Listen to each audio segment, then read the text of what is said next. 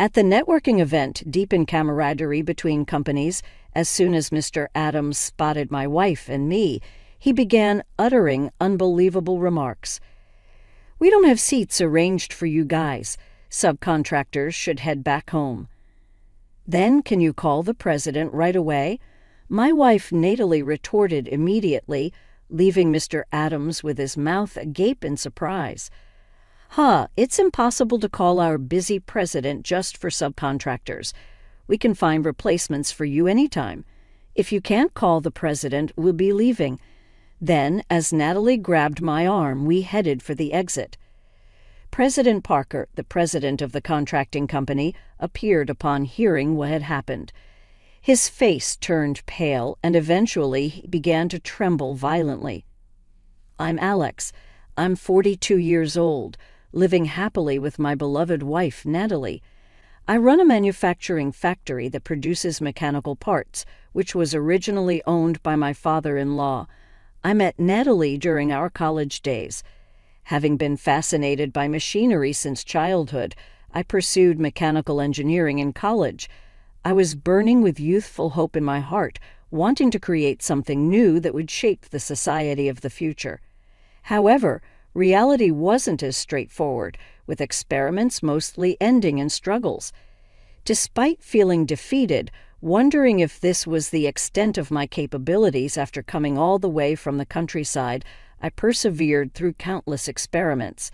Just when I thought it was impossible and faced difficulties repeatedly, feeling utterly lost, it was Natalie who came to my side.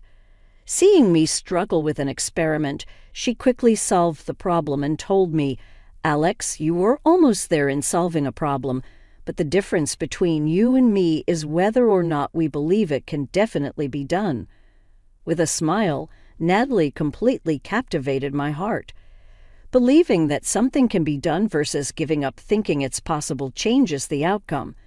Natalie taught me that, and since then, I've never thrown in the towel but continued to work on everything until the very end.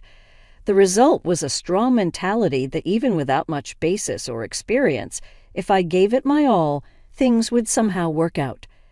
The power to persevere to the end, telling myself that it must somehow work out, became a significant strength in overcoming various challenges in life, and Natalie herself possessed that vitality. One day she quietly said to me, "I have a dream, a dream." I asked, unable to anticipate her response, to which Natalie firmly nodded to make my father's factory the best in the States. In the end, Natalie and I continued our university life as good friends. After graduation, I got a job at a local machinery manufacturing plant. I resonated with the attitude of pursuing more precise and advanced technology while conducting technical research there. To my surprise, the factory was managed by Natalie's father. As I tried my best to get accustomed to the job quickly, the president of the factory, Natalie's father, approached me. "So, you're the new guy I've heard so much about. You're very enthusiastic about your work, I hear." "Thank you. I'm just happy to be working with machinery every day." I passionately shared my love for manufacturing with the president. I spoke about the expertise and knowledge I had gained in university and the possible future prospects of the manufacturing industry in the States. Looking back, I realized I had such a big mouth, but the president listened without interrupting, showing genuine interest. "I'm glad to have a passionate young person like you join our company. How about it? Want to learn even more?" After making that proposal, the president began to keep me close, guiding me through the intricacies of the job. Thus, I started receiving direct job training from the president himself. "Alex, you didn't have a girlfriend, right?" "No, not at the moment." One day when the president suddenly asked me, the first thing that flashed through my mind was Natalie's smiling face from our college days. "How about my Natalie then? She's about your age and knows the factory work well." And so our relationship, which I had thought would remain platonic forever, slowly progressed. After about 2 years of dating, we got married. United in our goal to make her father's factory the best in the States, we embarked on a happy married life. During this time, her father suddenly fell ill. Fortunately, I was nearby and was able to call an ambulance immediately to take him to the hospital. Though he managed to pull through, his already weak heart had taken a toll, leaving him considerably weakened. I've caused you all a lot of worry, but I've seen my daughter in her wedding dress, and a successor for the factory has been found, lying in the white hospital bed looking pale. He said such things. Of course, we weren't ready to accept that. It was too early for him to say he is satisfied. From there on, together with Natalie and the entire factory team, we worked frantically to manage the factory until her father could return. Encouraged by our combined effort to uphold his business, he made a recovery and was able to return to the factory 3 months later. But even though he had recovered, there was always the uncertainty of when he might falter again. Considering his own health issues, he asked me to officially take over the factory while he was still functional. I had been working there and had learned how to manage from him, but still the initial period was quite challenging. Apparently, I must have looked pretty worn out when I got home, causing Natalie to worry. "Are you okay? Not overdoing it?" "It's tough, but I want to live up to your dad's expectations. Plus, I don't want to be underestimated just because I'm a young manager, so I want to study up now." Indeed, after the transition from her father to me, there were some difficult clients who seemed to test our resolve. Yet with Natalie's support and her father's trust, I've been able to keep pushing forward. Before we knew it, 2 years had passed, and just as I was getting the hang of managing, we discovered Natalie was pregnant. We named our son, who was born without complications, Leo. Holding Leo, my father-in-law couldn't help but shed tears of joy. A man moved to tears seeing my father-in-law, Natalie, and our newborn son Leo together as 3 generations made me naturally smile too. The birth of my precious son has motivated me even more. Thanks to this, I became even more dedicated to my work, discovering my own way of doing things different from my father-in-law's and overcoming various challenges that followed. About a decade later, I was puzzled when I heard that Mr. Taylor, the manager of one of our major contractors, had been transferred. It was odd timing, and Mr. Taylor had never mentioned his reassignment. Concerned about what had happened to Mr. Taylor, I inquired with someone from his office about his recent reassignment, only to learn that he had apparently been fired. I was shocked at the thought of what kind of mistake he must have made, especially since no details were disclosed, which surprised me even more. But being from a subcontractor, I couldn't find out more than that, so all I could do was wait for the new manager to take over. I heard the new manager's name was Mr. Adams, and he's about my age. He's reputed to be an elite graduate from a prestigious university, so I braced myself for a long-term relationship.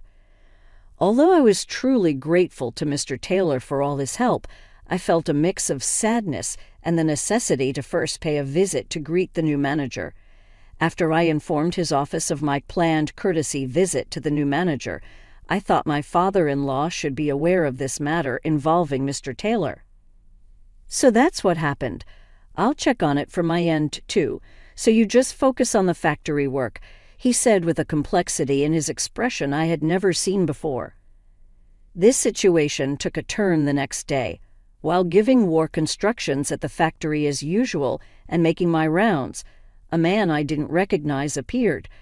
Wondering who he could be, the man walked straight up to me and introduced himself. "I'm Adams, the manager.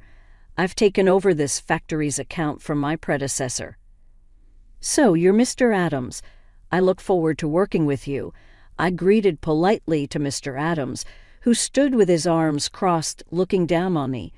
However, Mr. Adams stared at me rudely without replying.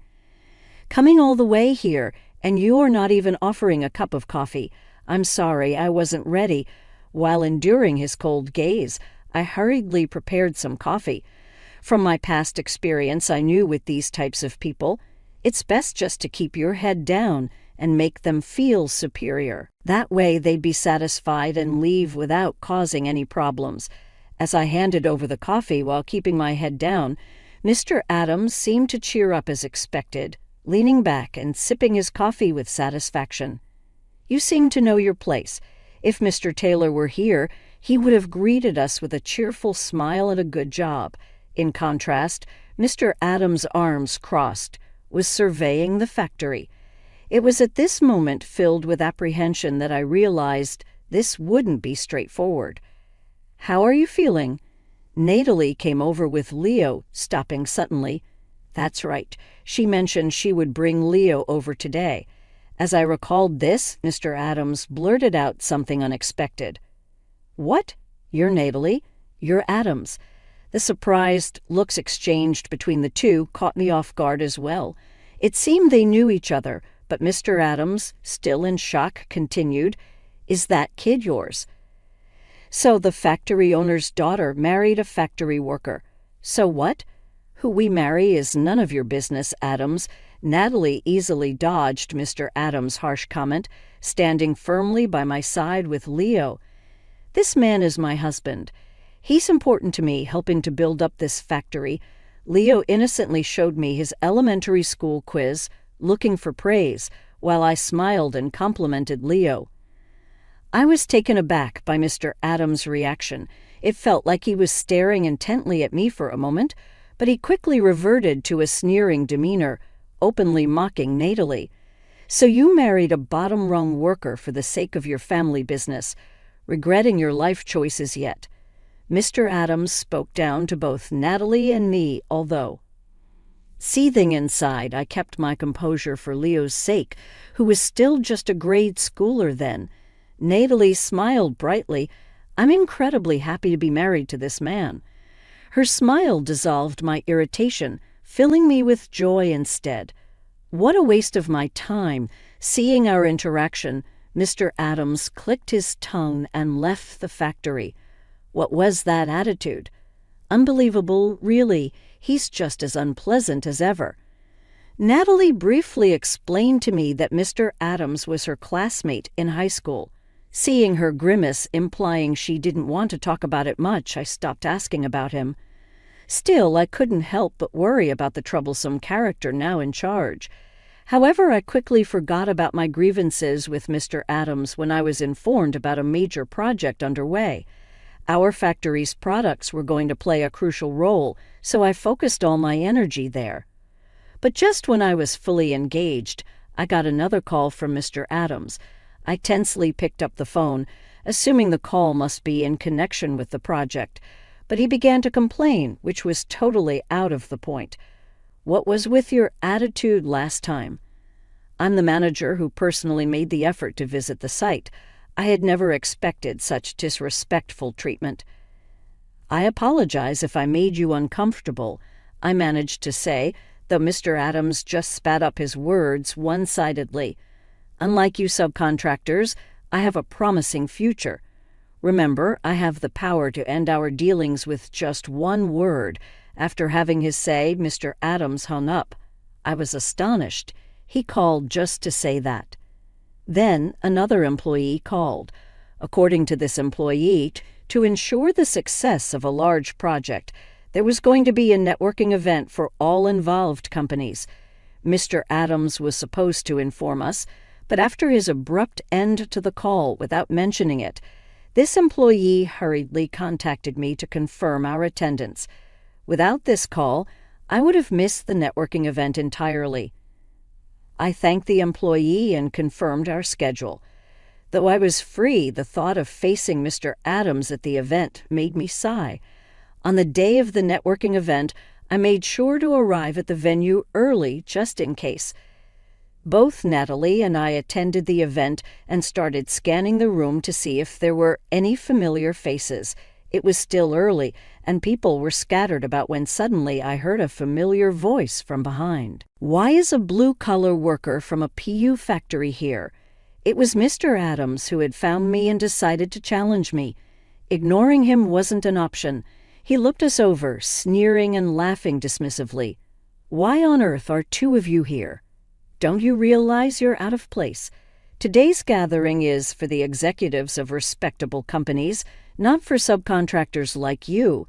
Mr. Adams' loud laughter drew the attention of people around us.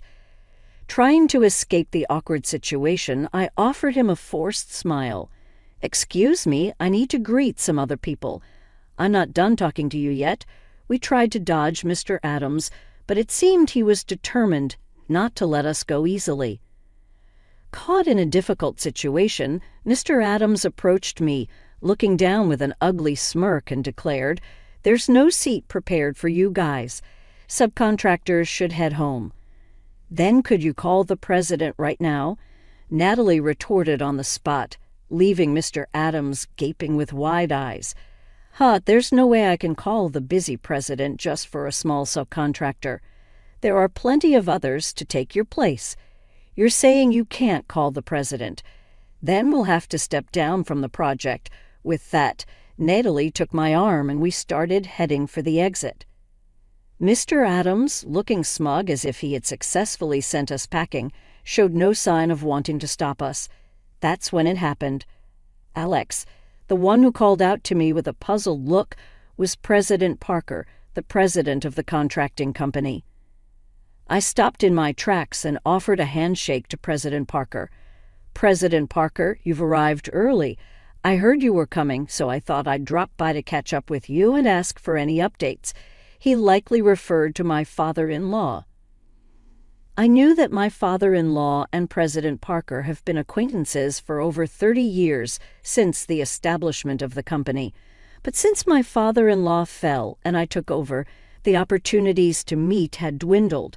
"But why are you leaving the networking event? It's just about to start." Actually, I explained everything to President Parker, despite thinking it might be futile. I wasn't particularly close to President Parker, and after all, I was just a subcontractor. It wouldn't have been surprising if he had just laughed it off. But I was hoping for the long-standing friendship between him and my father-in-law to make a difference. As I spoke, President Parker's face turned pale, and he began to tremble. "I'm so sorry. This is entirely Adams's fault. I'll discipline him in a way that satisfies you. Please don't leave." President Parker's desperate attempt to keep us there surprised not only us. "But what are you doing, President?" "These two are just a low-level small subcontractor who lacks any respect for their client companies." "And what are you talking about? Haven't you read the documents for this project?" Mr. Adams, who had been laughing and talking, was immediately struck by President Parker's sharp response. He clearly hadn't anticipated being scolded himself, leaving a gaping Mr. Adams behind. President Parker clung to my hand. "Alex, you can do as you please, and I won't hold you responsible. So please continue with the project. Then I'll take you up on that offer." I waited until President Parker nodded firmly. "What about the networking event, then?" "We'll be leaving for today. We need to discuss our strategy, including the possible diversion." At my words, President Parker looked down, clearly disappointed. "I'm really sorry about this whole situation." Once again, we shook hands with President Parker. Natalie and I finally left the venue. As we were leaving, President Parker handed me a small note. On it was the name and phone number of the former manager, Mr. Taylor. I decided to call this number as soon as we got home. Of course, I also had to report this incident to my father-in-law. As we hurried away, the sound of Mr. Adams being sternly reprimanded echoed behind us. The next day, Mr. Adams stormed into my factory, face red with anger. "Hey, bring out Alex." "What's the meaning of this?" he started yelling. After I received a call informing me that Mr. Adams was at the factory, I met with him in the reception room where his face was twitching with rage. "What do you mean the project can't proceed without your factory's parts?" That information was detailed in the documents beforehand. You decided we were unnecessary and sent us away after reading those, right?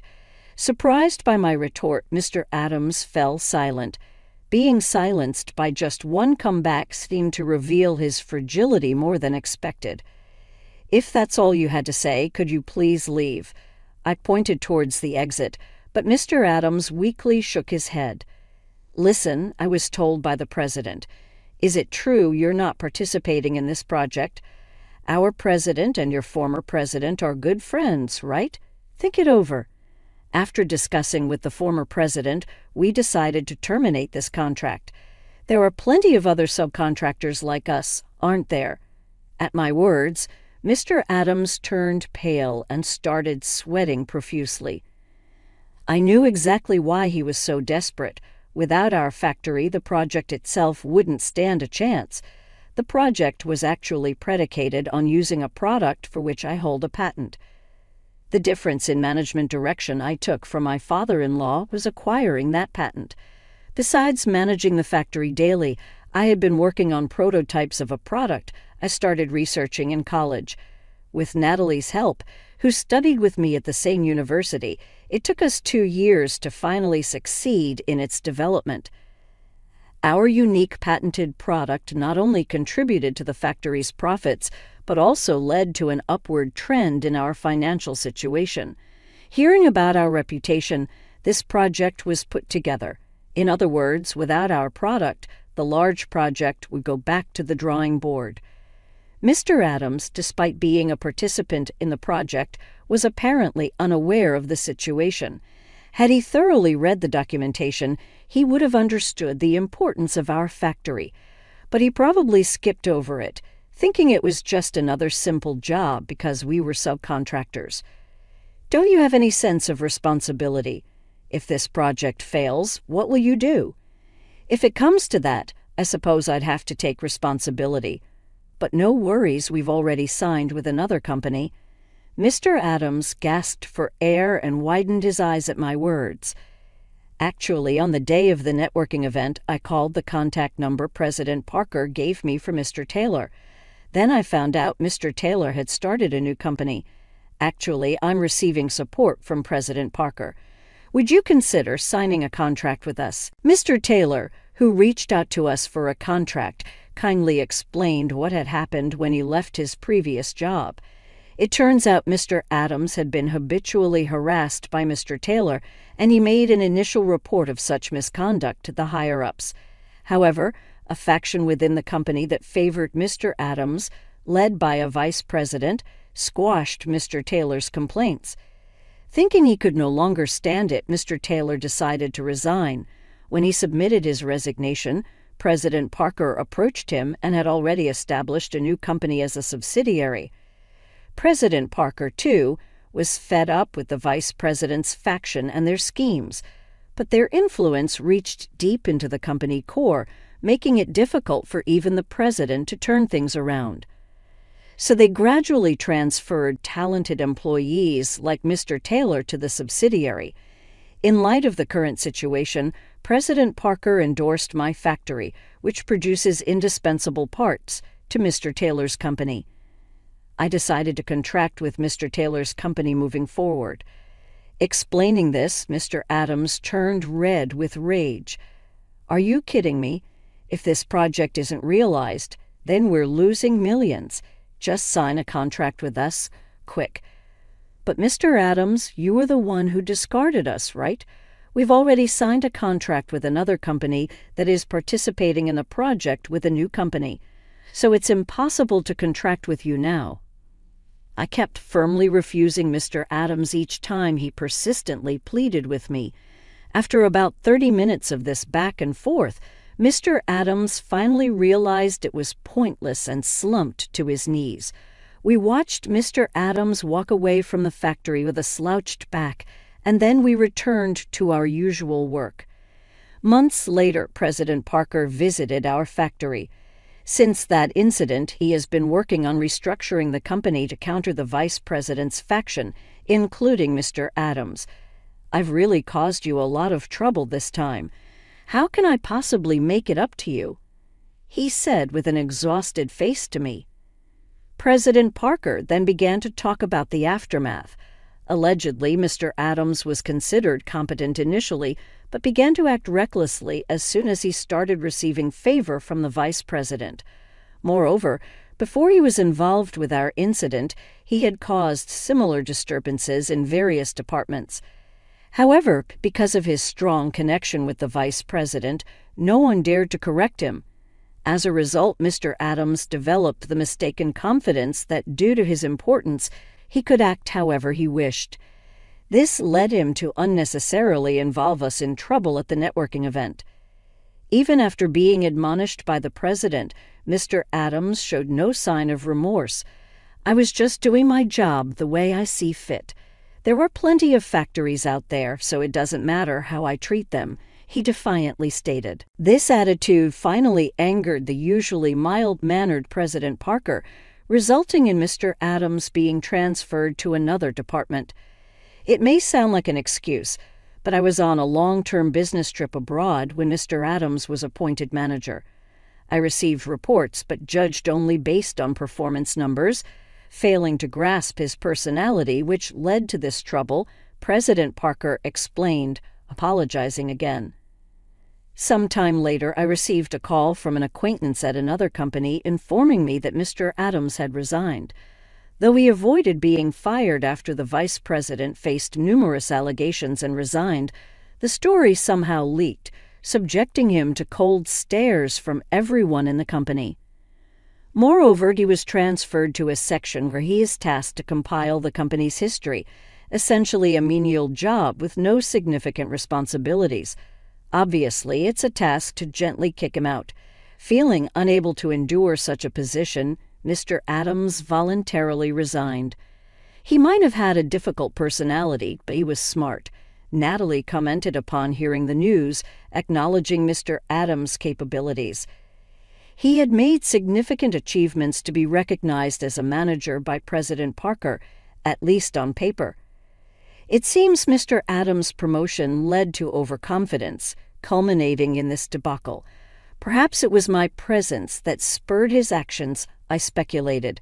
It turns out Mr. Adams, who was a classmate of Natalie's in high school, had feelings for her. In his misguided attempt to gain her attention, he repeatedly demeaned a factory owned by Natalie's father, ultimately causing Natalie to detest him.